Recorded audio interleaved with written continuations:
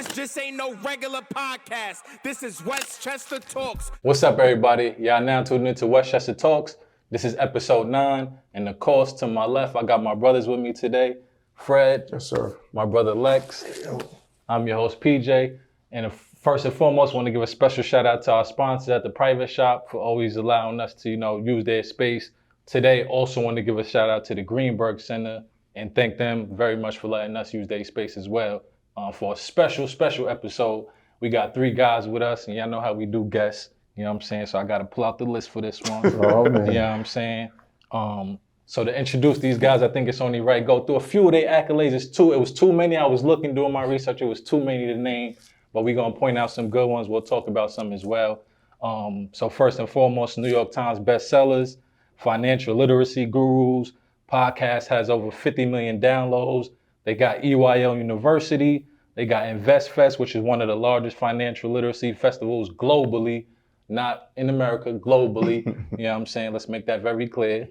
They launched a residential community in Ghana, 1.5 million followers on Instagram, 1.63 million subscribers on YouTube. They got Market Mondays, which everybody should definitely tune into. Some may see them as legendary fashion icons as well. Welcome to the show. Earn your leisure. Yes, sir. Yes, Yo, what's up? Yes. fellas? And by name, Rashad, Troy, and AB. With us today, AB, this is actually his first interview. Yeah. Let's go. Get on that camera, boy. Yes, sir. For jumping on camera today. And how we usually like to start things here is with a mental health check-in. You know what I'm saying? First of all, appreciate y'all coming by, showing us love. Yeah. I know you guys are busy, got busy schedules, so we appreciate y'all. But we just want to ask y'all, each individual, how y'all doing mentally? You know what I'm saying? Before we get into everything that's going on, how y'all doing mentally? Good. Appreciate that. I think it's a good time. We're getting up for InvestFest, so that's always an exciting time, putting the pieces to the puzzle together. So that's great. We've been traveling a lot. Working out, see bro on the track every day. we on the same workout path, so that's important. You gotta keep your physical in shape. So I'm good, man. Yeah, I'm great, man. Been doing a lot, like you said, traveling, making sure that the business is running, building a home, taking care of the kids and the fam, and then watching y'all, man. I think one of the proudest moments is watching y'all create this. You know what I'm saying? I've known you pretty much your whole life and your family, so watching y'all create something that's gonna make your families proud, making us proud as well, watching it, and anything we can do to help, it was nothing for us. So congrats to y'all for doing this. And we honored, man. Y'all here in our hometown. This building means a lot to us. And so when y'all said let's do it here, it was a no-brainer, man. So thank you. This is dope. Yeah, I'm all good, man. Can't complain. Life's good. You're on that camera. Damn. I can't complain, man. Life's good. You said let my watch talk for me. We work hard, we play hard, so gearing up for investments like Shadi said, so I can't complain. Definitely. That's definitely great to hear, especially, being on the level y'all on and going through as much as y'all go through, dealing with as much as y'all go through. It's good to hear y'all not, stressing and, going through things of this. So I'm sure stressful situations at times, but good to hear y'all in good spaces for sure. It's always a blessing. Yeah, right? definitely. If there's any level of expectation, any level of stress, it's because you've been given a burden, a heavy burden that you have to carry. We walk with pride with that burden. We know people are watching, so it's all a blessing, bro. Definitely. So I think also to get into it, for the people that don't know, people like myself, like you say, Fred his whole life, so he probably know a little more of the background. How did you guys meet? It's a 3-part question. How did you guys meet? And where y'all from? And how did Earn Your Leisure start? Yeah, we met in Greenberg. So we from Greenberg.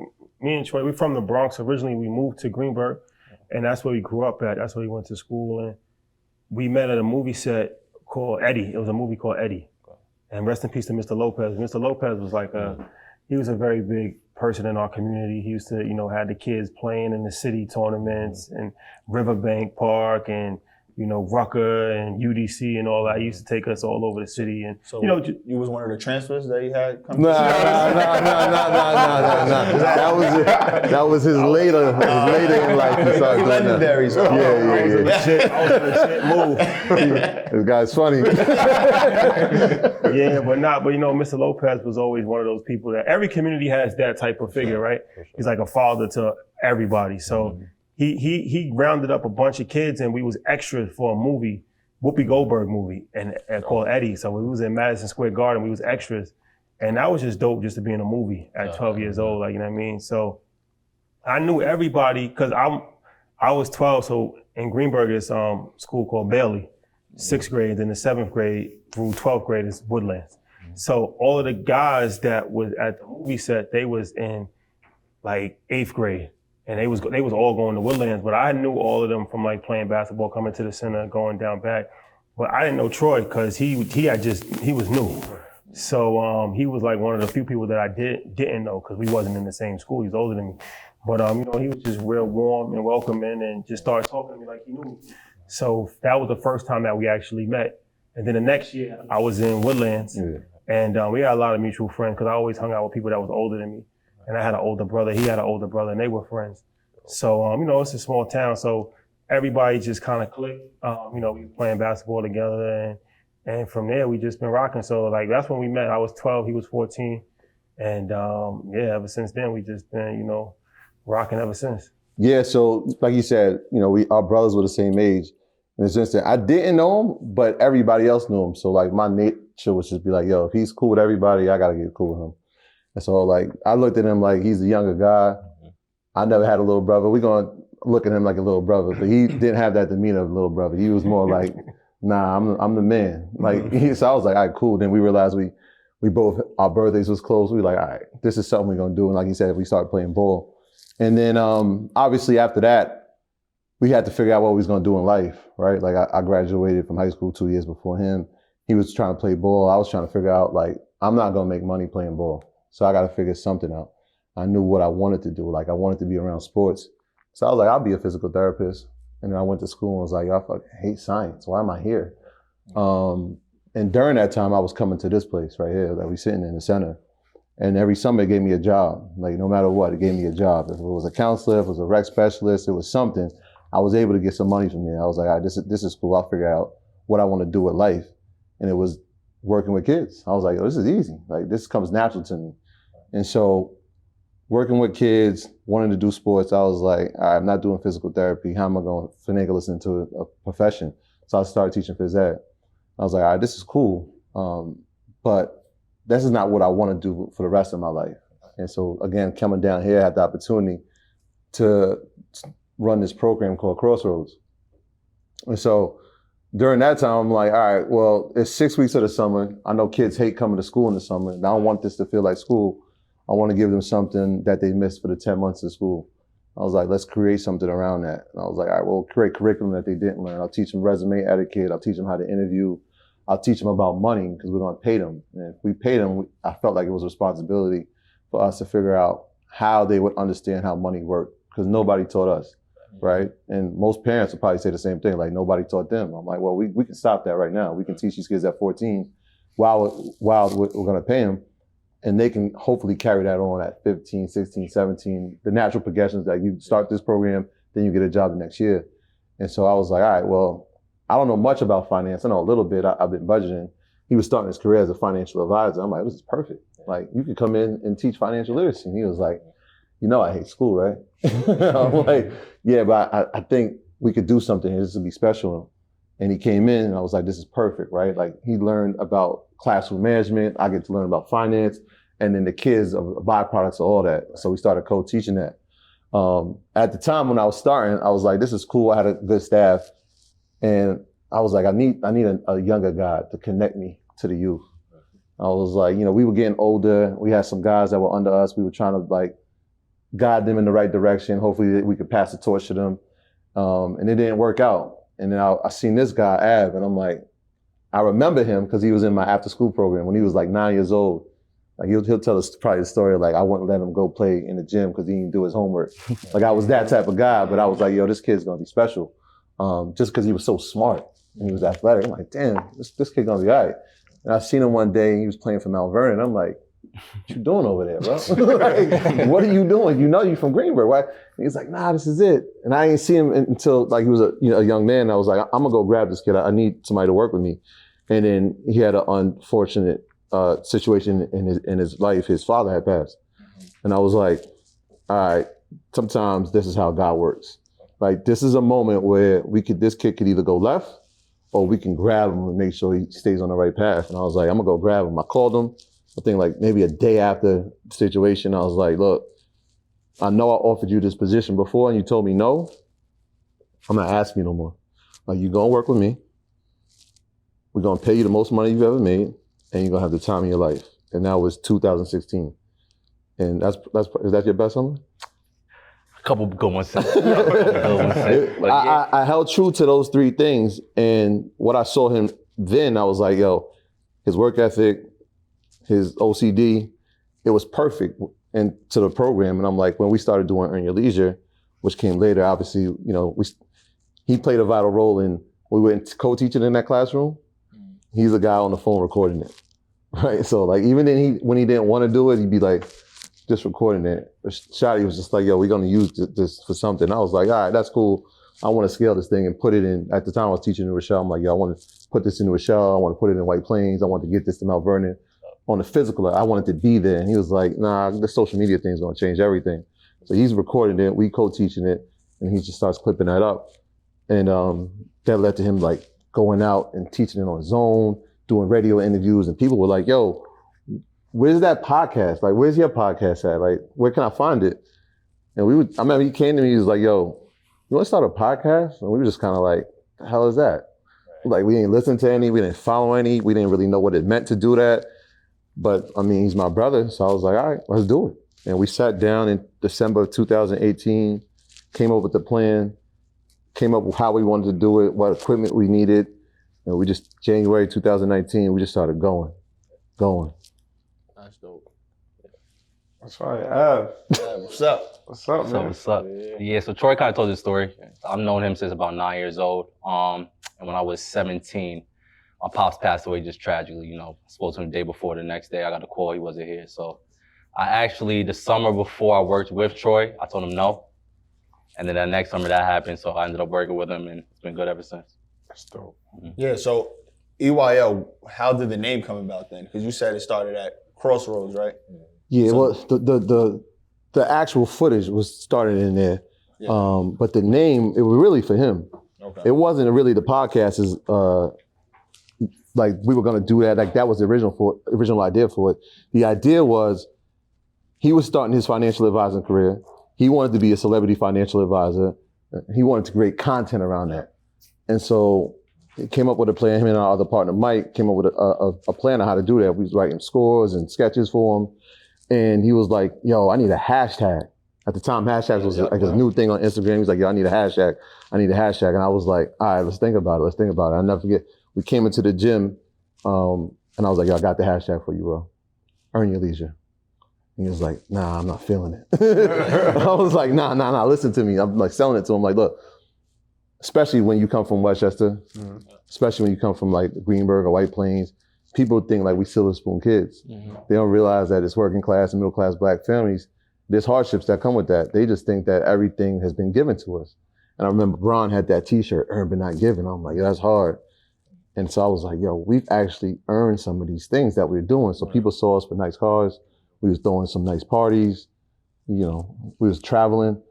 But we had worked hard to do that. They didn't see him, you know, working out at 5 a.m, getting his, you know, physically getting fit for his career in basketball. They never saw me going to school on Saturdays and working 3 jobs during the week. They never saw any of that. They just saw the end result. And I was like, nah, bro, like we've earned some of these things. Like we've earned this leisure. And when it was time to create the show, we would come up going back and forth with names. And he had a what was it? Money, Power, Respect? Money, Power, Respect. And I had Dumb Rappers Need Teaching. That was gonna be my thing because I was a teacher. And he was like, nah, you alienating the, like how we talked about the title. Right. He's like, nah, you alienating the crowd. We can't use that. And I was like, all right, well, we had Earn Your Leisure as the hashtag. Let's go with that. And once we did it, it was like, oh, perfect.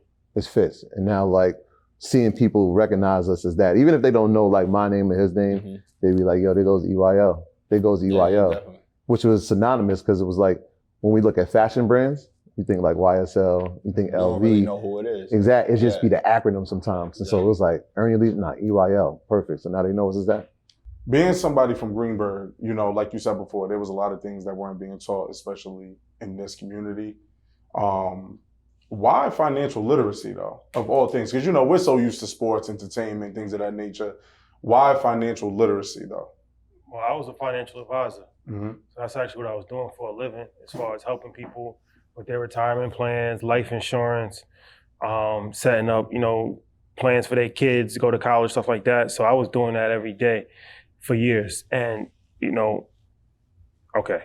So as he said, but I'll elaborate it a little bit more. So it's a sports show, so my background is in sports. So when I started as a financial advisor, my goal was to be a celebrity financial advisor. Not just a celebrity for no reason, but I wanted to work with athletes and entertainers. Because I realized, all right, these guys making a lot of money. So I'm like, all right, well, if I can get rich clients, then I'll become rich, right? So, but I didn't really have any relationships to get to players. So my thought process was that if I can get lit on social media, then the players will come to me.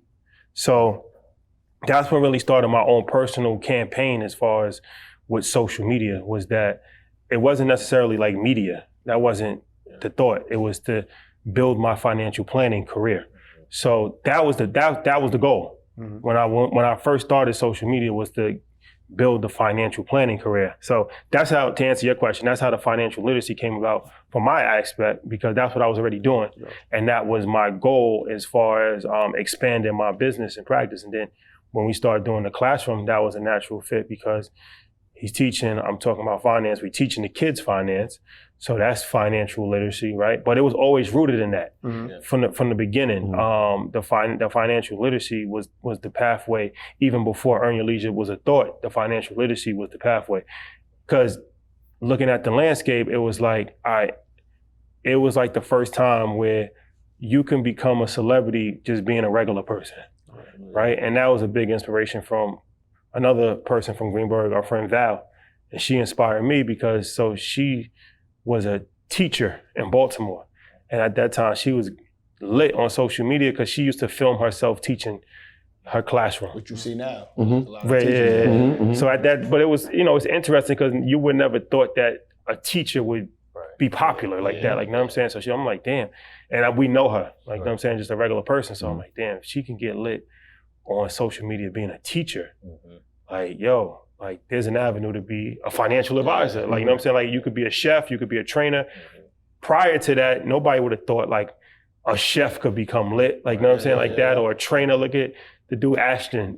Like, you know what I'm saying? Like, so that was the process. And nobody was really doing that for finance at the time. Like, nobody was really doing that for finance. So it was like, all right, if could add some swag and then talk about sports and music, because people already like that anyway, but then talk about the backstories of it, as like use the sports and entertainment as a Trojan horse to kind of get people interested in it. But then we're going to talk about business. So that was like the last thing that actually started the show. Was I did a radio interview, and I talked about a 50 cent vitamin water deal.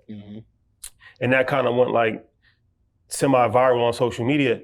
And then like a lot of people was just reposting it. And then I remember Wallow had hit me. And at the time I didn't know him. So he just but I was following him. And this was early, this was before their podcast.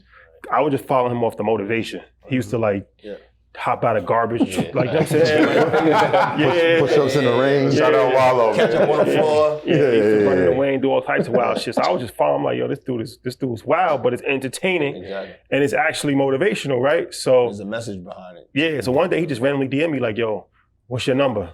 I'm like, I hit him up, get my number. He called me and we just spoke, and he's like, yo, this shit is powerful, it's impactful, you need to do the show, So that's when I'm like, all right, let's do it. When we rocked out with the show. But yeah, that's the long answer to why the message was financial literacy and not something else, because that was the main focus from the beginning. And it's good you bring up Val, you say your friend Val, because like you said, regular people, right, everyday people become lit and make a living off of doing everyday thing that anyone can do, right? And that's like how you say you look at Val as a regular person, and kind of like people in the community, not just in Greenberg, but in Westchester, look at you guys like, because we see you guys all the time. It's not like you guys are regular, but it's like you're touchable. Like we can see you, we can see your growth.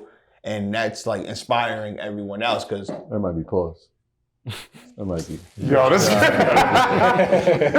that pause? Next pause moment. Another nomination by Les. All right, we got. Keep that in there though. See how we're gonna change it. But anyway, but that's real I shit, always though. look at it's like two types of people in this world. There's one group of people that know somebody. hold on. You said he was warm earlier too. Yeah, that was crazy. That was crazy. Y'all see why you ain't doing it? It's y'all shit. You was getting deep. You have relationships. I'm like, I'm rock. Now But he said I was warm. That was crazy. You said The that. mental health check ain't got time. when y'all said somebody was warm, I'm like, all right. I would let that slide. But then say it again. I'm on. Warm and welcoming. He said. Welcome. But no, there's two types of people in this world, right? There's one group of people that you see somebody that you know and you look at their success and envy. Yeah. And you find ways to criticize it because it's like, it makes you feel better about yourself because it's like, damn, like, I know him personally, I'm gonna poke holes in his success or I'm gonna hate on his success.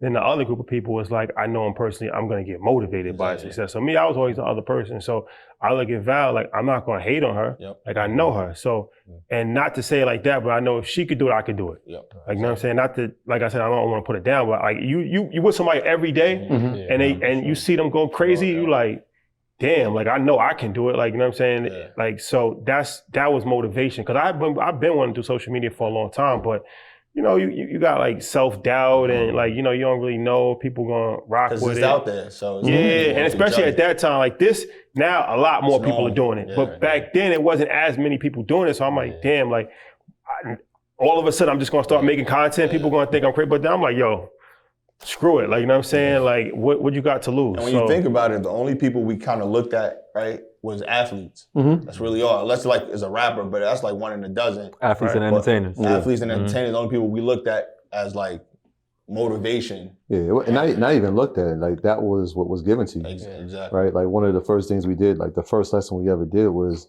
kind of debunk that. So I know the caveat, like that relatability you talk about, like we're gonna show up. I knew like music was the bridge that would galvanize like generations, right? So I know you listen to Travis Scott, I'm gonna listen to Travis Scott just so I could hear something to make it educational. At the time it was like I was using Travis, I was using 21 Savage, I was using Uzi. I'm listening to what they're saying and I'm trying to take lyrics from it to make it a lesson in financial literacy.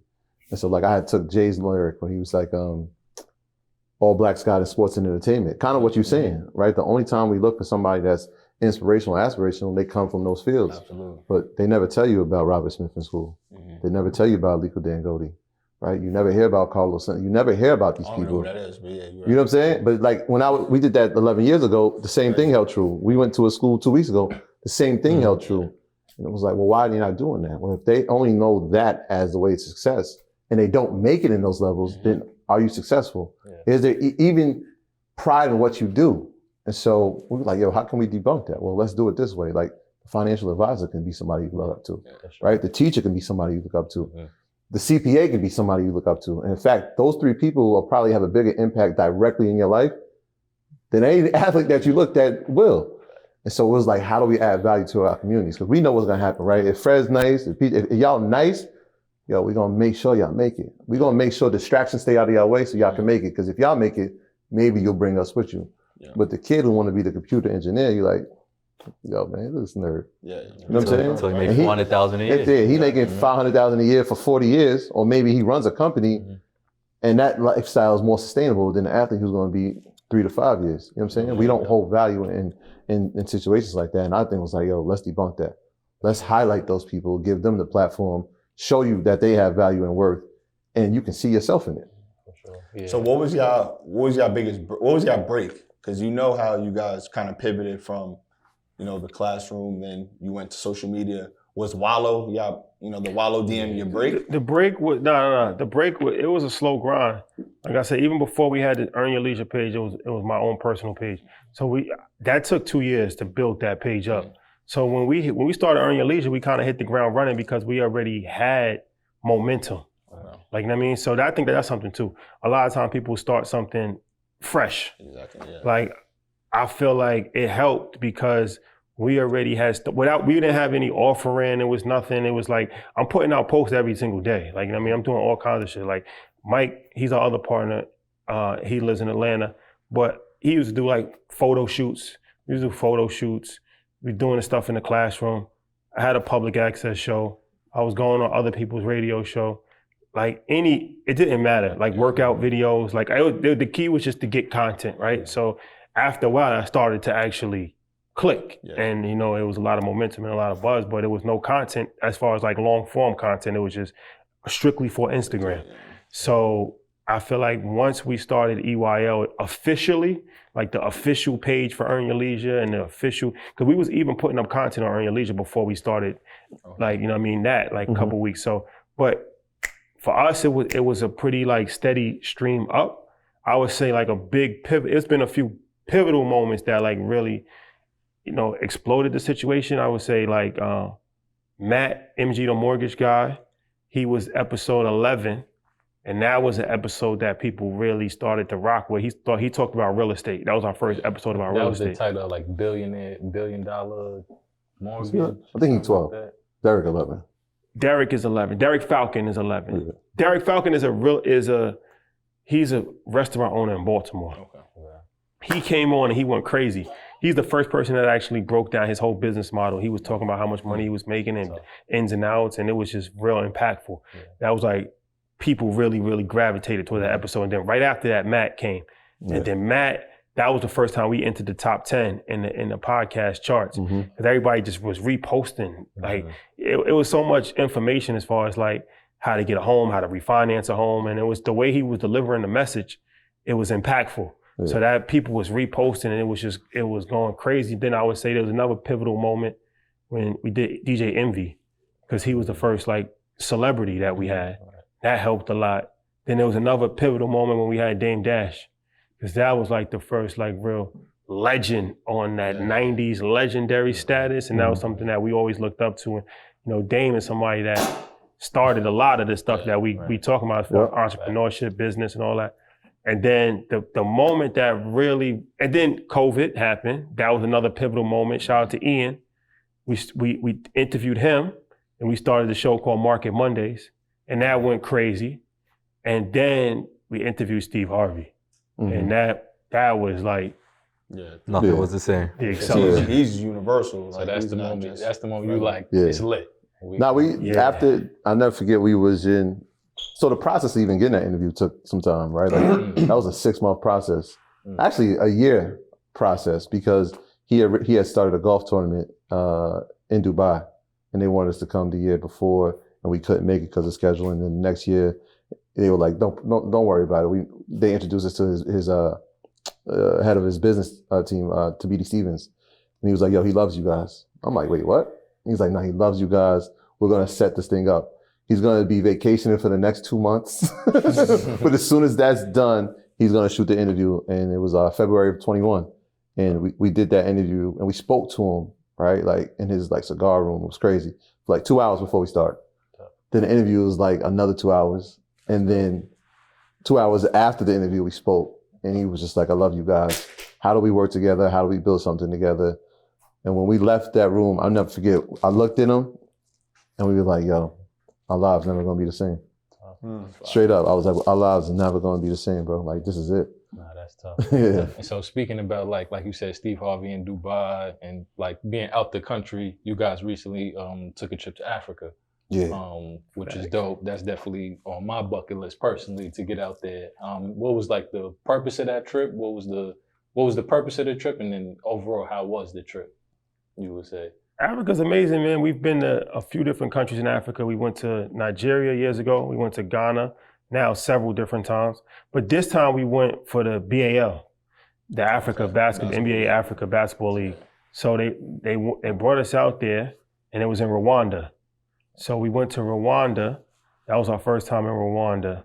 And man, it was just amazing. Like, Rwanda's a super dope country, super clean. Just the landscape is beautiful. It's an amazing place.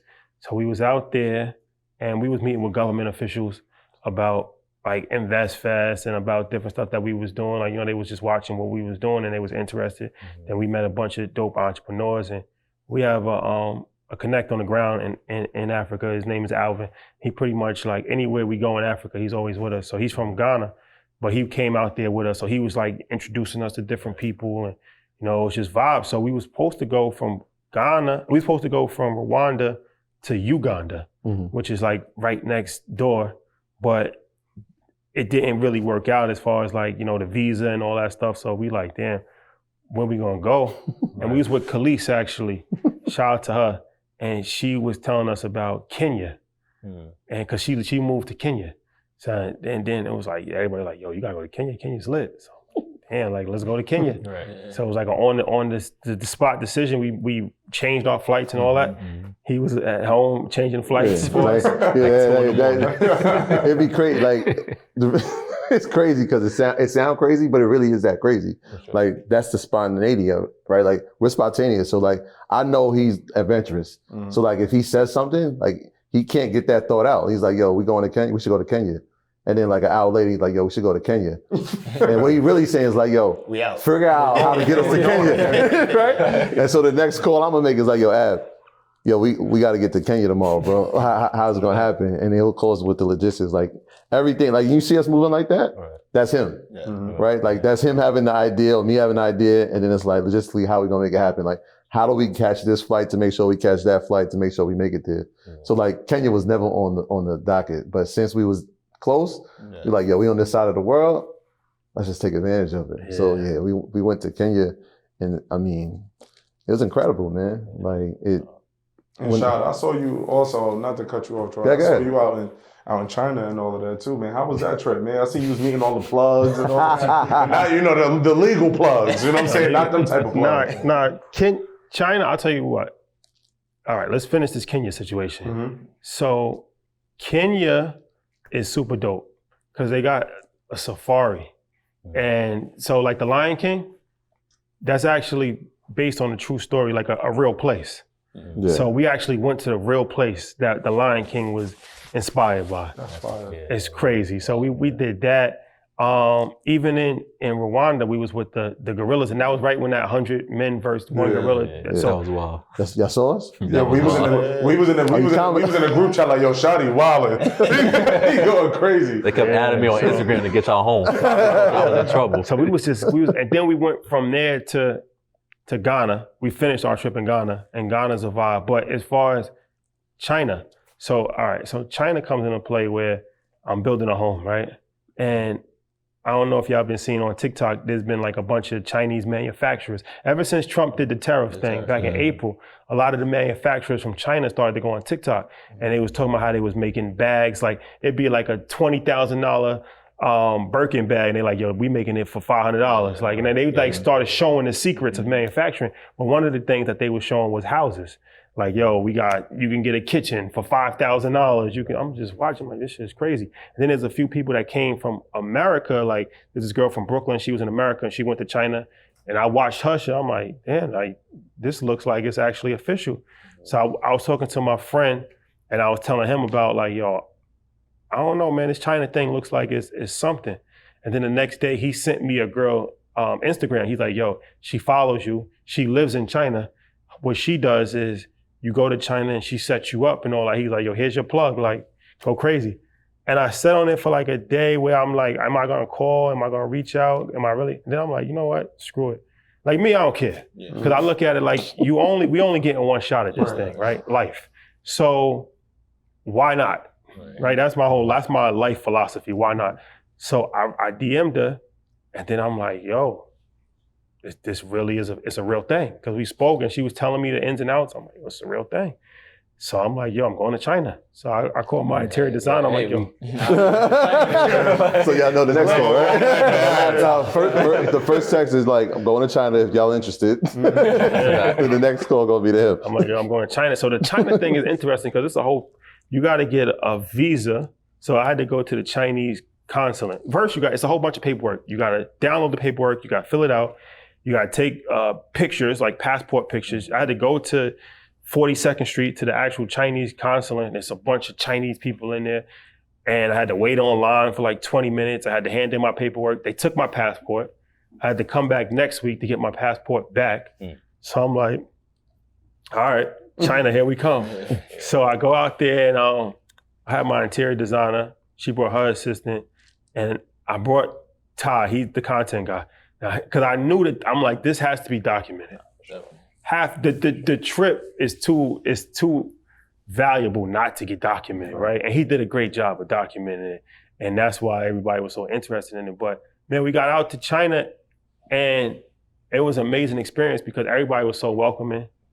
It's nothing like what you would think. You know what I mean? Like what we see on TV is like, you know what I mean? The propaganda is real. I didn't feel no way. I didn't feel no racism.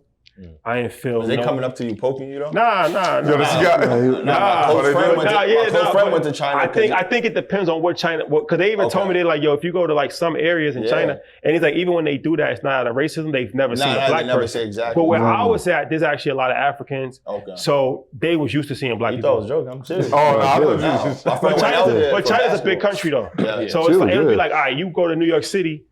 Imagine if you go to like Mississippi, it's going to be completely different, even though it's the same country, right? So, but where I was at, I didn't see none of that. They wasn't like trying to play with, you know what I'm saying? They wasn't trying to do none of that. Like, you know what I'm saying? It was all love. But I really, really, really, really had a good time out there, and I learned a lot too, because I was actually talking to manufacturers. I'm realizing how much we paying for stuff in America. Everything is so cheap out there. Like you go to dinner, all of us can go to dinner and we can eat, we can drink, whatever, and they bring a bill for like $100 for everybody. Like, you know what I'm saying? In America, that'd be $100 per person. Is it the same as Japan? Like my boy went to Japan last summer. Do they like accept tips? In Japan, they don't accept tips. They take that as a form of disrespect. Yeah, you know, I realized that when I went to Europe too for the first time. Like, yo, but China, no, they accept it, but it's not like the same way. Like America, you have to give the tip because they're not making money. That 20%. Sounds about America. So it's a different culture. Okay. So, dude, right? You got with them right out of college. Yeah. So how was that for you? Because like you said, what they're saying, all the experiences that you guys, have experienced has been crazy. So I was working with Troy for about 4 years prior to that, and he kind of started showing me the life in the sense of just growing up, boy to man in the sense. So like I started going out with him and Shadi. We go out to drink, go out to the club, go out to eat, whatever it might be. So I started feeling me growing up with them in a sense before Earn Your Leisure. And then when Earn Your Leisure started, they called me, brought me on board, and it was like, just smacked us in the face. We traveling every other day. I'm on a flight 3-4 times out the week. I'm all over the world. So for me, it was a lot at first to kind of just take in a sense, pause. But for me, the best parts of my days would be, coming home from my trips, and I'll sit down with P and just tell him like, yo, bro, I was just in a party and Meek Mill's 2 feet away from me. Like, it's crazy. Like, so I'll just come home, tell him the stories. But in the moment, I wasn't really enjoying it as much as I should have. But the best parts was, telling my brother. And then, fast forward a couple years, we brought him on board. So now he's traveling. And now the stories I'm telling him, he's living it. He's like, yo, bro, you was right. It's really like this. Like, celebrities. Like, we have parties where we walking past his favorite rapper, basketball player, whatever it might be. So in the beginning, I wish I would have enjoyed it a little more in the beginning because it flew by. But, now you live and learn. So I enjoy it. Yeah, because in our last podcast, we talked about like hitting that stage when you're done with college and you have that gap where you don't know what you're doing.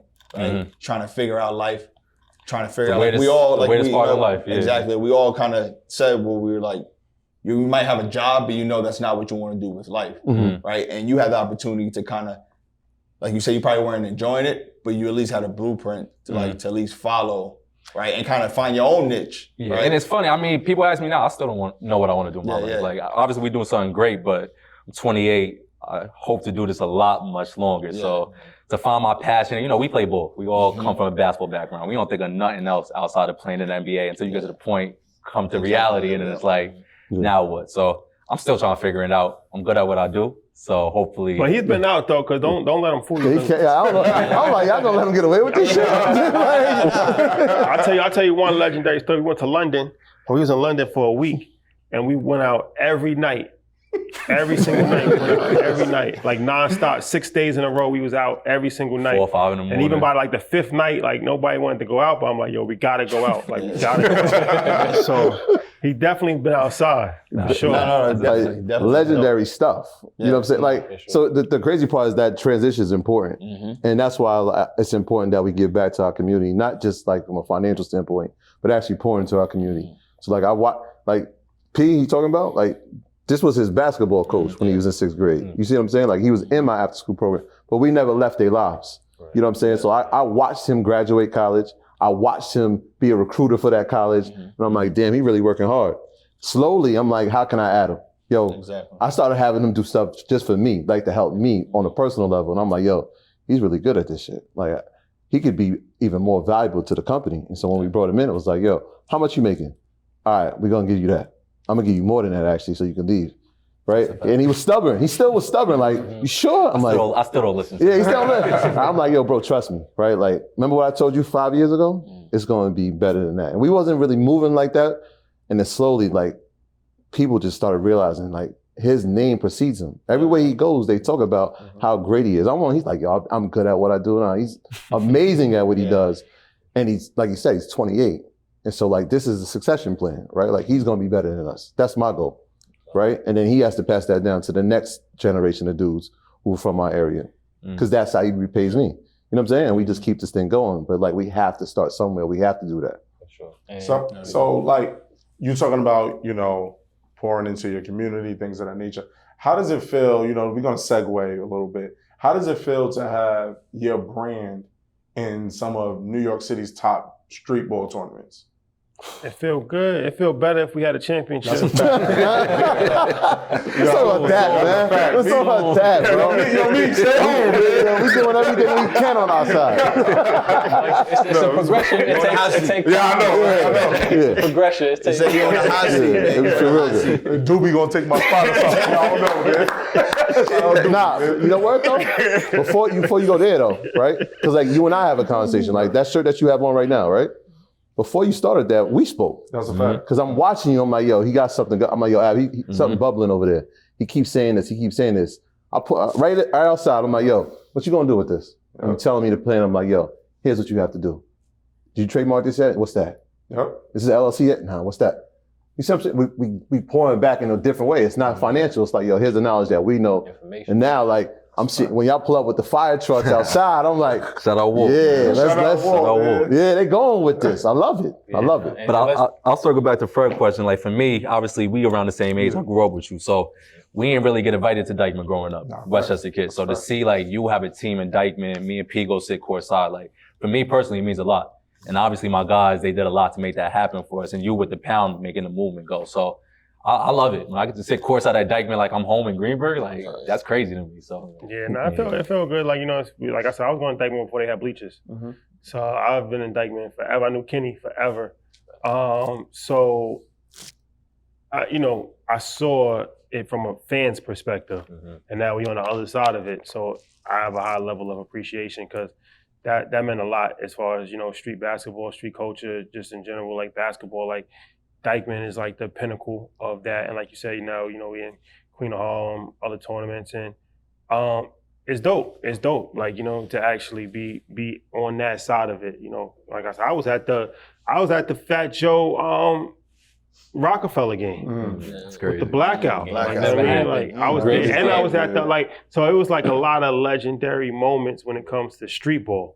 So now to actually be in it and you get to, you know, take part in it, and it's a great feeling. So, And win. We're gonna win soon. That's a fact, man. So let's get straight to the top 5. Ooh, We're talking shit. about basketball. We're talking about the street ball. Well, first let's do a little bit of the background of where they played. Okay. So let's talk about like y'all background of basketball, high school y'all went to, if y'all went to college, and you know, a little bit of that. So they went to college. We all played at Woodlands, the legendary Woodlands High School.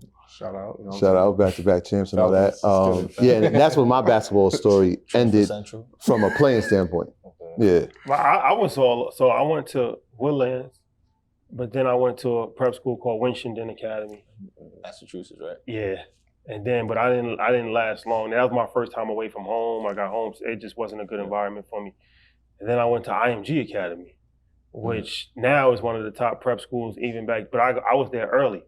So IMG changed my life because that was the first time that I actually saw it like from a professional standpoint. Like everything, like I was going to yoga, and it was just like It just sold for like $1.3 billion. yeah. So IMG was crazy. Then from there I went to UMBC, University of Maryland, Baltimore County, and that was that was an accomplishment because, I just wanted to go D1. So to us, we didn't have a lot of people that went D1. And it was like a drought in Greenberg for a long time because Greenberg is like a legendary place when it comes to basketball, girls and boys. We always had a lot of great players, but it was like a drought for a while. So I did that, and then I transferred after my sophomore year, and I finished in Hawaii Hilo. So it was a lot of different places, but basketball was real important for me just from meeting different people. Like, the relationships, learning, like, discipline, learning about nutrition, learning about like so many life lessons. I feel like basketball taught me more life lessons than school, really. So, but yeah, that's the basketball journey for me. And then, born and raised Greenberg. Grew up playing right here in the center. Played with Frungy. Had a little stint in Mount Vernon that Troy likes to joke about. Went to Stepinac for a year, freshman year. Won a freshman championship. Shout out my team over there. Came back to Woodlands, and then my senior year, we won a section championship and a regional championship. Shout out my teammates there. And then I went on to play 4 years at SUNY Brockport. So played basketball since I was like 5 years old. It's been my whole life. So then now to the next question, like he said, let's get into it. That's been one of our, I wouldn't say most viewed episodes when we mentioned like the top five of Westchester. We got a lot of slack for it because people, like we talked about before, didn't read the directions. They didn't read the directions. So who are y'all top five that y'all would say in Westchester? So is this all time or is this? So basically we had it where you had to see them like physically play. Physically see them. That's the main thing. They had to be from Westchester. High school. They had to be They play in Westchester. Yeah, play in Westchester. And it's based off of just their high school career? High school career. Not Just high school. Not what they did after that? Not what they did after. Straight high school, you had to see them play and from Westchester. For me personally, I would say the person that don't get, there's only been one McDonald's All-American in Westchester history. Do you know? You know who that is? Dante Tiller. There it is. But he ain't playing. I don't really count. Well, he went to Maryland. He went to Maryland. Shout out to Dante from the town, but he went to high school in Maryland. Do you know who the one? Was it Elton? I was gonna say Elton. I told you that once we walked in. So Elton Brandt, because he's from Northern Westchester. So Northern Westchester sometimes don't get the same amount of love. Yep. But Peekskill is also a legendary town. They actually had a few NBA players. Yep. Elton Brandt, legendary. Right, as far as he was a McDonald's All-American from Peekskill, high school. Yeah, that's unheard of. Class B school. That's crazy. You know what I'm saying? Like, He went to Duke out of He went to Duke, played a year, number one draft pick. All-American at Duke. All-Star. Then All-Star in the NBA. So it's like Lottery. Elton, he was playing for Riverside when Riverside was really Riverside. Then they ranked them the number one AAU team. Yeah, all so it was him, Riverside. It was him. Eric Barkley, Ron Artest, Lamar Odom. Yep. And E. Barkley. And he held his own. So Elton solidified. When you're talking about Westchester basketball's cultures, nobody has a stronger culture than Mount Vernon. Mm-hmm. And to what I saw, nobody was a bigger star in Mount Vernon than Ben Gordon. Mm-hmm. Well, he was Benji then. When Ben was on it, like when he was on, like I remember watching him at White Plains High School because that's when they had Marcus Austin. Yep. And he was a star. Shout out to Mark. Rest in peace. Rest in peace to Marcus. Yeah. But Marcus was a really good player. Tough. But when Ben came, it was different.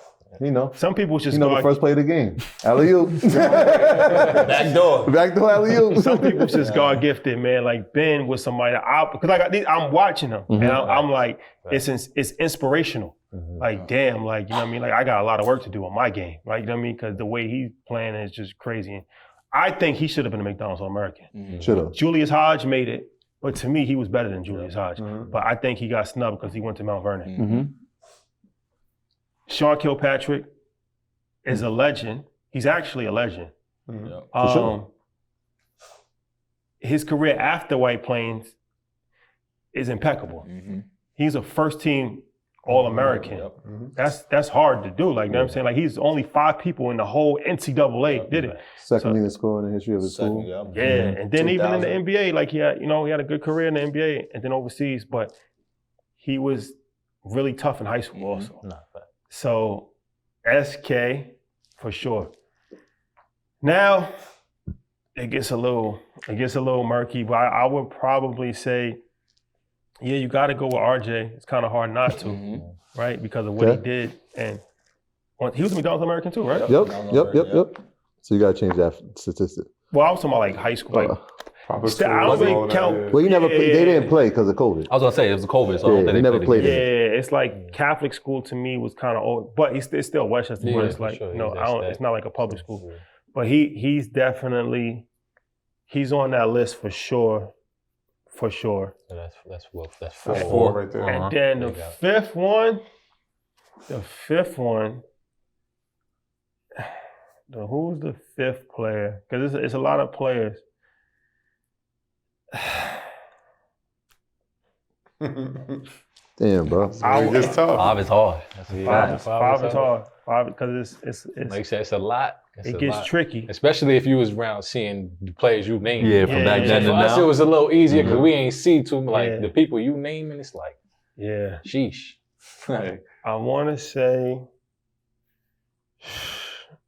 I don't want to say somebody and then it's like, yo, how could you say him? And like, you know what I mean? Nah. We don't say it. It's your list. It's your list. You're gonna have to leave somebody. Everybody gonna be left out at some point. Where you going? I'm trying to think. If we can give him the 6 man, I want to give him the 6 man. Make it a little easier, or we just straight five. Straight five. Come on, man. You got 5. Let's go. You got 4. And there's like 3 names I know you ain't say, so I'm just like, that's crazy. This is the Rashad gonna hurt somebody. There's 3 names that I did not say. Well, I'll say this. From me personally, because this meant something to me personally, because Woodlands had not gone to the county center in 12 years since we brought Woodlands back to the county center. Now Woodlands goes every single year. There was a major drought after Danye and T left, right? I would say them, but I never personally watched them. But both of those guys probably should make it. But Cal Jones is somebody that... Which one? The one... Pleasantville? Pleasantville. Because White Plains had Cal Jones. No, Pleasantville. Tough. He was somebody tough. Personally, like, beat us. Like, one man beat us, right? And when you're talking about somebody that just was talented, he didn't have to practice. That was his downfall. He didn't have to practice. He didn't have to work out. He didn't have to do none of that. He was really, really, really, really talented. It's unfortunate I don't think he actually made it like the way he should have made it, but I'll take him as my 5th player that I saw personally, because that was something that personally I saw his greatness. I saw him beat us, and we had a really good team. He was undefeated, and he just came in county center and just beat us by himself. But like I said, he was really, really, really good player. So I'll put him as my 5th player. That's a good 5. Can I ask him a question? What's up? Rasul? Rasul, but like I said, Rasul's before my time. I never watched him. I never saw. I was about to say, you ain't see Krabby going up? No, Krabby not. Well, all right. If we're gonna say Rasul and Krabby, they're not better than T and Danye. That was the second person I was gonna say. That was my next question. T and Danye are actually better than. Those are the. Remember, I got 3. Those are the 3. I never personally watched T and Danye play in high school. I heard about them. They was like legends. I saw them play in college. Boston College, Oklahoma. And when you say T, who you talking about? Tyrone Foster, got you. Tyrone Foster. I just wanted to make sure for those that didn't know. Came from Greenberg, went to Harvey, then went to Oklahoma. But yeah, so that's a solid 5. That's a solid 5. So I started with Elton. Once I walked in, I'm like, yo, it's Elton. Like I watched him when I was in 8th grade come to Woodlands and drop 42 points. And I was like, my God, I've never seen anything like that. Then that same summer, we went to Albany camp. We used to go to Albany camp, and that's the first time I seen Benji. And we watched this dude, and they was like, yo, watch this kid right here. And they did that alley-oop play that they always do. And I was like, he's in 10th grade? Nah, this is ridiculous. He's definitely on the list. I'll put RJ there. I'm gonna put RJ there. Just because what he's accomplished and what he did being from 914. I got to put Mookie in there, bro. Mookie Jones. When he was on that run, he won 4, right? I think he won 4. Might have been 3 or 4. Yeah, it might have been 3 or 4. Yeah. Y'all got to give me a 6 man. Yeah. Y'all giving me a 6. All right, perfect. They'll make it easy for me. Yeah, no, you got to, because I got to put Kev Jones in there. Kev Jones, Because when those, like, that era of them running back and forth, and then they all played together, I was like, yo, these dudes are different. Yeah. Kev went to the NBA. I probably got to put the 6 man as SK. SK. Yeah. That's fine. You can't go wrong with that. Yeah. What we doing, man? My list gonna be a little different. Okay. All right, my era's a little younger. different. So I'm gonna start with, and anybody my age in Greenberg, Josh James. That was the guy growing up. He was first guy to go to the city, first guy to go to Stepinac. You know, Josh James. So he's one for me. 2, Eric Pascal. Hated playing him in high school. Solid. Yeah, Solid. Eric. So I ain't gonna give him too much praise, but Eric Pascal, number 2. Number 3, RJ Davis. I remember playing RJ. We was in P was telling me, but like 11th, 12th grade, we in the Ferris Championship. He's in like 7th, 8th grade playing against us and like competing. I think they almost won the game. So, you know, RJ resume speaks for itself. So RJ's my 3rd one. Bari's probably gonna be 4. We were speaking about him before we started the interview, but Bari 4 or 5 gold balls, and it was just like a standard. It was like a living legend in a sense. So, and my 5th, I couldn't really narrow it down. I'm not saying this because he's next to me, but growing up, it was PJ versus Bari. So as much love as we showed Bari, PJ was Bron and Kobe. Same thing. It was PJ versus Bari. So I'm going to put you as my 5th. Absolutely. And not because you're next to me. Yeah. That's a fact. Man, you ready for this moment? But that's my 5. That's good 5. Good 5. That's Good 5. Definitely Good 5. So we talk about that, you know, all these 914 dudes and all of that. How does it feel for y'all to have impact within Westchester County the way that you guys do? How does that feel? It feels great. Like, you know what I mean? Like, it started basketball. Like, we got to have a conversation about the top 5 in Greenberg. You know why, right? Because he's in it. Yo, this guy, which camera am I on? Oh, man, no. This guy is. Let's do it right now. What are you doing right now? What's up? I think you should say the top 5 because you're a neutral party. Oh, shit. In Greenberg? And you know the Airbirds. So what do you think of top 5? In Greenberg? Greenberg history. Yo, this guy's crazy. Tyrone Foster for sure. Yeah. No order. Tyrone Foster.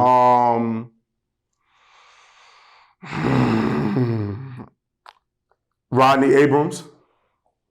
Okay. Danye. Okay. It's only 2 spots left. This where it get dicey. That's getting tricky. We gotta make sure this episode could drop, Fred. Say the right name. Oh shit, we gonna be pulled out of Dykeman and shit. I mean, listen, man. For me personally, I looked up to Kirk Williams. I was gonna say that's gotta be in your 5. I know different. you. You know what I'm saying? Like we looked up to Kirk something different. Like, Kurt's at the bar as far as going downtown. Yeah, absolutely. Getting a name. He got a name for himself. Legend. Yeah. That's cool. It's over. Woo! This is tough. A lot of good names. Damn, y'all. I mean, there's a lot of Rebos. We can't forget him. You Yes, never you know seen him what I'm play saying? before, but he was. I never saw him play, but I heard. Now you know what? Just because you said that and what you're saying makes a lot of sense. I'm gonna go with Rebos off the strength of when we was real little, walking around the hood. Everybody talked about Rebos. Yeah. Rebos was one of before we was young and we was watching Kirk and all of that and all these other dudes. Rebos was the dude that everybody was talking about when we was on our way into the building and all of that. Like he was one of those guys. And he was still playing up until recently. Like, you know what I'm saying? He's like 70 years old. Still years old, but still He playing 70U. Nah, but all of those but as far as like we set the tone as far as the Renaissance. The lights was out in Greenberg for a long time. Like lights out. So I don't know if you was around because you was probably still young, but when we got it lit back in the center. Like the center summer league, we had it to the point where you couldn't even park the car. Like it was packed every Thursday night. We used to play Thursday night. The Jazz Festival used to be up there. Everybody used to leave the Jazz Festival. We played at the 9 o'clock game. Everybody leave the Jazz Festival, come here. The Jazz Festival ended to be packed. Yeah. We played Mount Vernon. Cavega had the Mount Vernon team. This is a legendary story. So Cavega's from Greenberg, by the way. He put the team in a winter league. They had a winter league. He had a Mount Vernon team. He had Jomo, he had Rasul, he had Gary, He had Dexter Gray. He had Mount Vernon All-Stars from every generation. Ernie? I don't think Ernie played. Ernie, a legend in the park. But he might have. he had a team full of Division I. They all played D1. Everybody on his team played D1. The Greenberg team was me, Courtney, my man AJ. On paper, blowout. Close. Yeah. And Courtney is a major part of our team. If you ever seen Courtney play when he was really Courtney was awkward, but he had a three. Like he breaks his nose in the first minute of the game, so he's done. So everybody that's betting is like, oh, it's over. Even people from Greenberg are like, yo, it's over. They start betting with Mount Vernon. They pulled. That's when they pulled the Maybach. They pulled the Maybach to the front. It was crazy. You know, Mount Vernon always they do it on a whole different level. Okay. Double drum roll, please. Double overtime. We take the victory. 39 points. So 39 points for who? He talking about himself. Wait. Wait. You talking about no? You left the part where you broke your wrist, man. I did at the end. I tried to bang it on Dexter Gray because we won, and like it was 10 seconds left. So I tried to violate. I was like, he like damn near like clotheslined me. Like that sound about that. Fractured my wrist. I say that to say, and Kurt, Taylor, shout out to Tails, all them dudes, Larry, I was bringing them. They come from under me, like not like that, but like I was working out because I was going to IMG, so I had like a level of like knowing how to work out. So I used to go to the park. I used to like, yo, come, we all work out because I needed somebody to work out with. They was young, so okay, we definitely played a major part in the renaissance of the revitalization, because then they start winning, and then they got to land. It was a 20-year gap before we started winning. No, but actually after that it was Kurt, his team. It was 2010. Not 2010. Day in them. But we don't count that. Yeah, they're not from the town. They're not from the town. Then Kurt went D1, and then it was just, and then it was how it is now. Every year they go to the county center. Every year they go to the Glen Falls. But we played a major part in earning our respect in Westchester County, because Greenberg always kind of, is Mount Vernon and is Yonkers, right? Then after that, you got New Road, but for the most part, White Plains. Don't forget White Plains, man. No way you say Yonkers. No. We meant White Plains. I'll say this White part. Plains. I'm gonna keep it a buck with Don't you. even say New Road before White Plains. I'm gonna keep it a buck with you. My address say White If you Plains. if you in the city, Valid. White Plains, nobody really knows. If you're in that. the city. From the city point of view. Even the dude like Mount Vernon, Yonkers got a different level of chip on their shoulder, because they like. And they're closer. Yonkers got the rappers, Mount Vernon got the ball players, right? And they so close to the city. So for years, they just was the only thing. Like, you know what I'm saying? So it's like, we're a small town. So we always had to, we had to earn our respect, long story short. So everything earned, I told you. I feel like we earned our respect even before Earn Your Leisure from the basketball side. Then we was doing cookouts, legendary, like, you know what I mean? So it was a lot that we was just doing just to kind of put the town on the map. And then once EYL pops, like, you know what I mean? Like, I feel like we have a different position when you're talking about Westchester. But it's dope because like I said, Westchester's always been like not giving respect. You know what I mean? New York City, they think Westchester's upstate. Like, you know what I'm saying? Like, it'd be like 10-minute drive, they'd be upstate, Canada. Like, you know what I'm saying? Here's the ill part. And I talked to Ab about this all the time. From a basketball standpoint, obviously, Westchester. But like what we doing, right, in terms of like democratizing business and finance and financial literacy, never been done before, right? Globally recognized, right? We've been in the Wall Street Journal, been in Business Insider, every publication you said New York Times bestseller. Ask me how many times we've been in the Journal News. 1? 0? Never, bro. Like, you've been in there more than us for ball, right? And so, like, we got to make sure that, like, this gets celebrated because this is important. Athletes are important, right? Athletics is important, sports is important, but, like, this is the thing that's going to change the world, really, right? It's going to change families, it's going to change communities. So we got to recognize this part, too. You know what I'm saying? And I think it comes deeper than that. I think it's because you guys are minorities.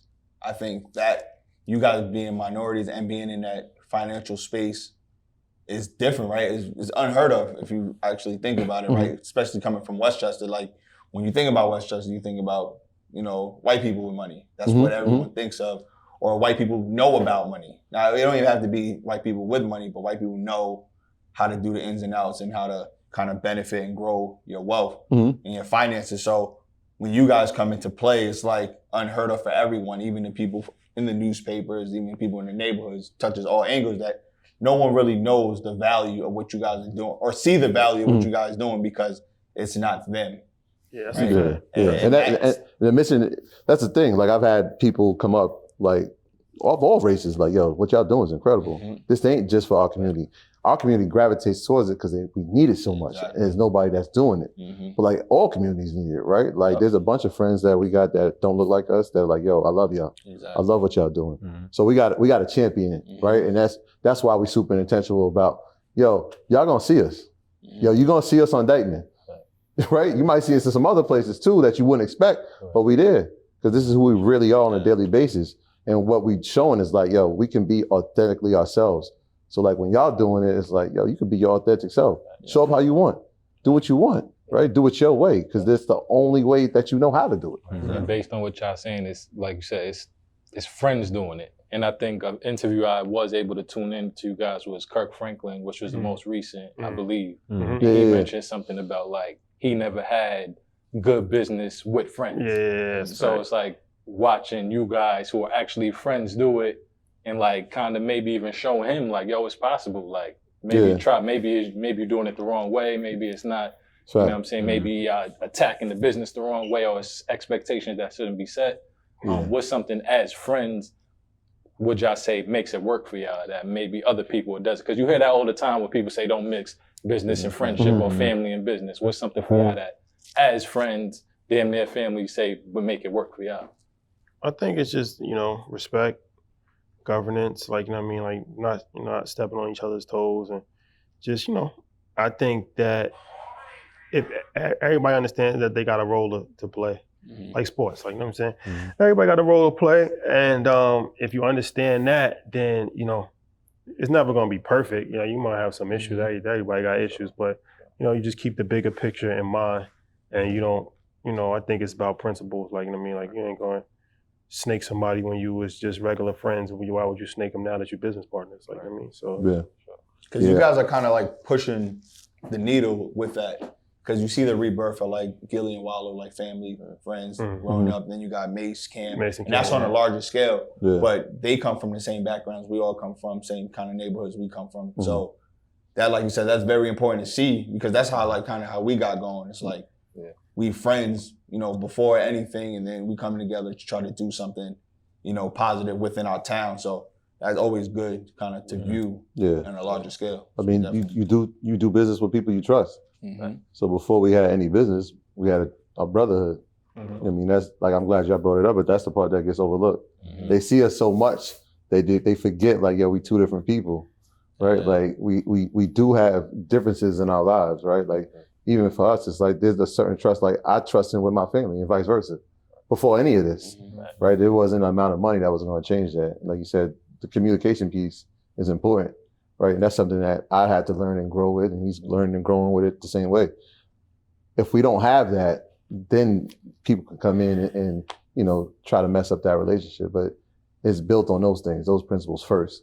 So like money's not going to change that. There's not no chicks that's going to change that. Right? We experience life at the same time in different ways. Sure. And last two questions. I mean, Lex mentioned Gilly. There was a clip I see. I don't know if you guys seen it. He did an interview with Joey Badass, and they was basically talking about like how you mentioned like just bringing the next generation up and bringing people on.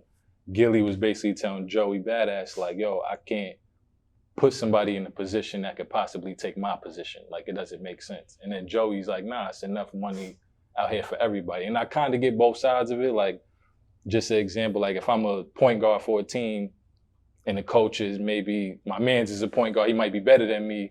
Why would I bring that point guard in and maybe take my spot? I could get cut for a team from overseas or something. So maybe not on that scale, but something like that. Well, what's y'all take on that? Do y'all feel like, do y'all kind of agree with Gilly in the sense of, say there's 3 kids that may be better than you guys at talking financial literacy? Like, do you guys help them, or do you kind of stray away? Like, nah, we don't want them to Yeah, take our number one I spot. feel like it's always about embracing what's new, what's hot. Like that's how you actually stay hot. Like, you know what I mean? So it's like, all right, like even, you know, watching what Fred was doing, the panel, it was like, all right, you know, that was dope. Like let's do this indictment. Like, you know what I mean? Or just even with Oop, rest in peace Higgs, what they was doing in Ferris, you know, I just was watching fan. I'm like, yo, this shit is lit. So it's like, all right, let's come, let's sponsor. I want to be a part of it. Like, no man, I like what you're doing. I like what you got going on. Y'all show, I watch the show. I'm like, all right, you know, let's jump on. So I don't think it hurts you by, like, Michael Jordan is still Michael Jordan. Him teaching somebody how to shoot a jump shot doesn't make them better than him or threaten his shot. Like, you know what I'm saying? Like, I think that comes from like a scarcity mindset of like, yo, I gotta, you know, hoard all the information. And it don't always gotta be everything that you're doing well. Like, I mean, you can empower people that's doing different things as well. So I don't think that there's never really direct competition because there's only one you. Like, you know what I mean? So I don't look at anything as direct competition, but I do feel like if you don't embrace what's new, what's hot, then you're gonna eventually fade out.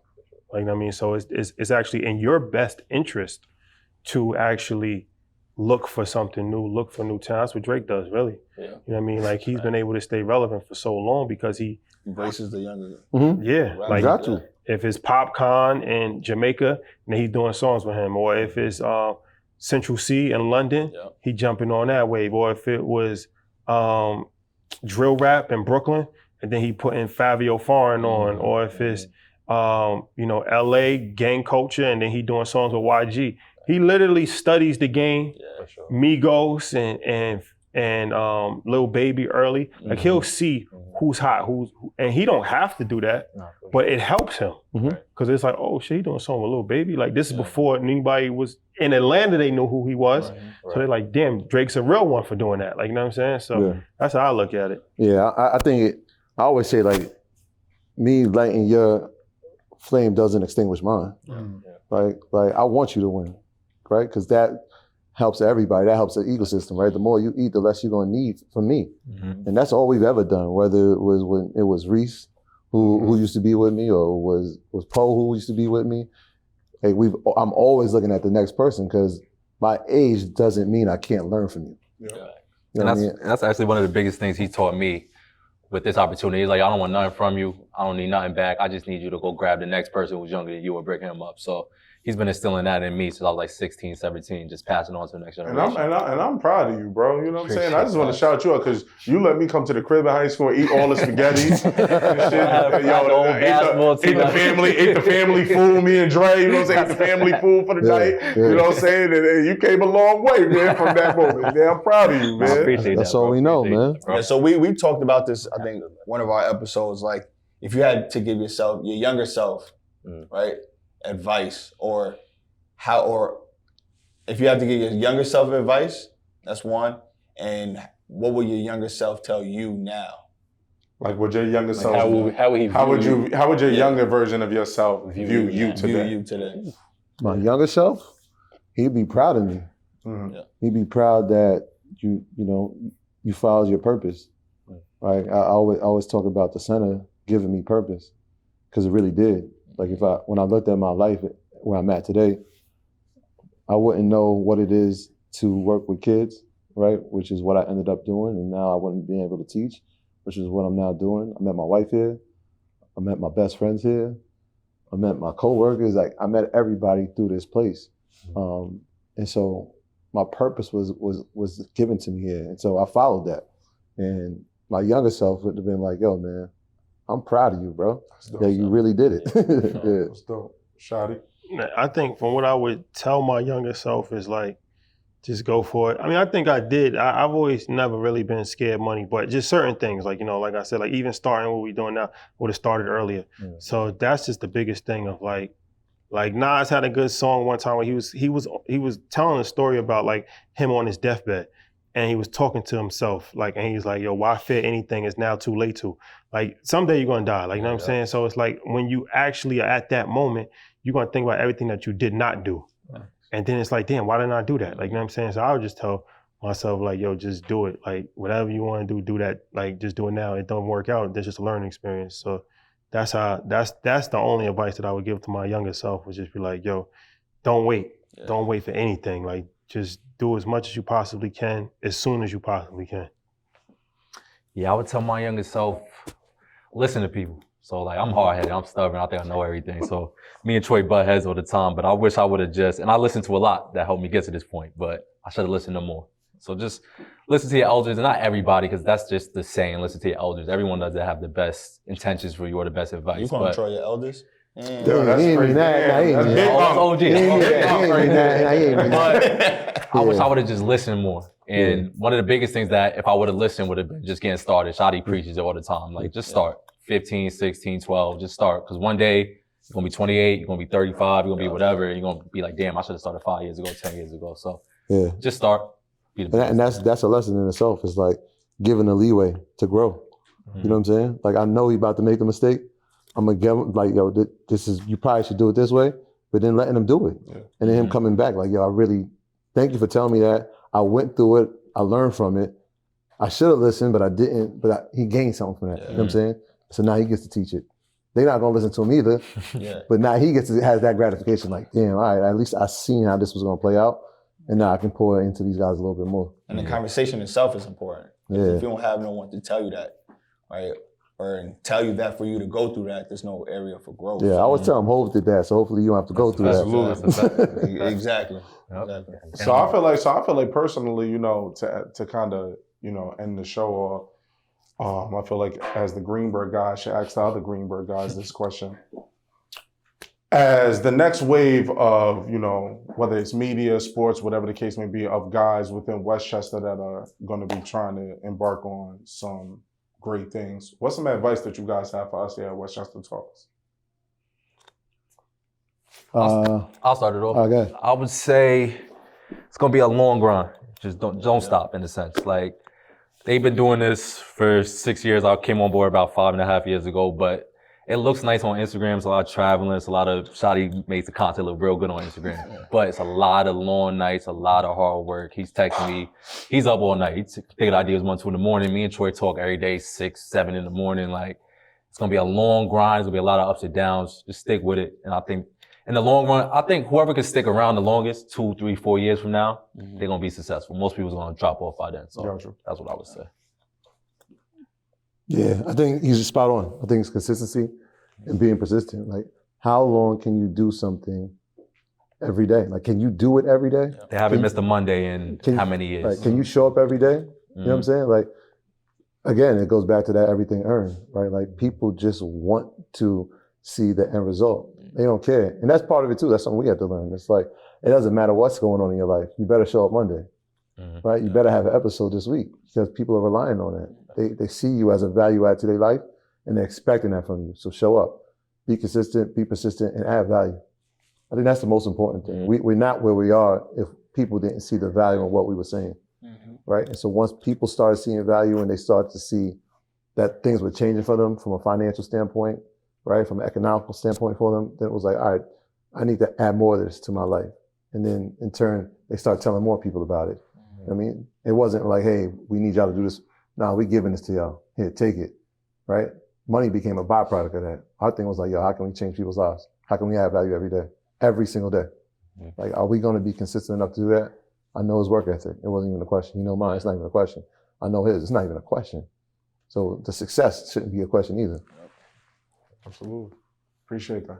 Yeah, I would say, yeah, just, you know, stay together. That's important. But then also, you know, continue to grow in the space. Like, you know what I mean? As far as, okay, are we going to focus on one particular area, or you got to always think about new stuff. Like, you know what I mean? You got to reinvent yourself constantly.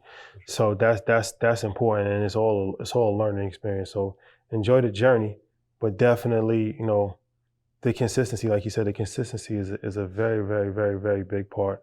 And also kind of like figuring out the pathway of like, how do we stand out in this space? Gotcha. Appreciate y'all. Yo, I appreciate y'all, man. Love, man. That's easy. So yeah, I think that's a perfect way to end the show. Some advice from people who's living it, doing it. We definitely appreciate y'all coming by. We appreciate everybody for tuning in. This is episode 9. Westchester Talks. Make sure you like, subscribe, comment. We are on all streaming platforms now as well. We got it together behind the scenes. So every episode is on all streaming platforms that you could listen to your podcast on. Again, shout out to our sponsors, The Private Shop. Shout out to the Greenberg Center. Shout out to you fellas for, coming through, giving us your time. Yeah, man. Like, subscribe, leave comments. All those things help. So like in this space, that's what y'all got to do, right? They taking time to give value to your lives. Go like, go comment, and go subscribe to their stuff, man. These are our guys. We rock with them. They here in our hometown. They here in this is home base, really. So shout out to them. Shout out to y'all. InvestFest.com. Go get your tickets. And we will right be now. there too. InvestFest. They will be there. Pull up. We'll put the link. Lex too. So tune in. That's Westchester Talks. I'm your host, PJ. We out of here. Let's go. Appreciate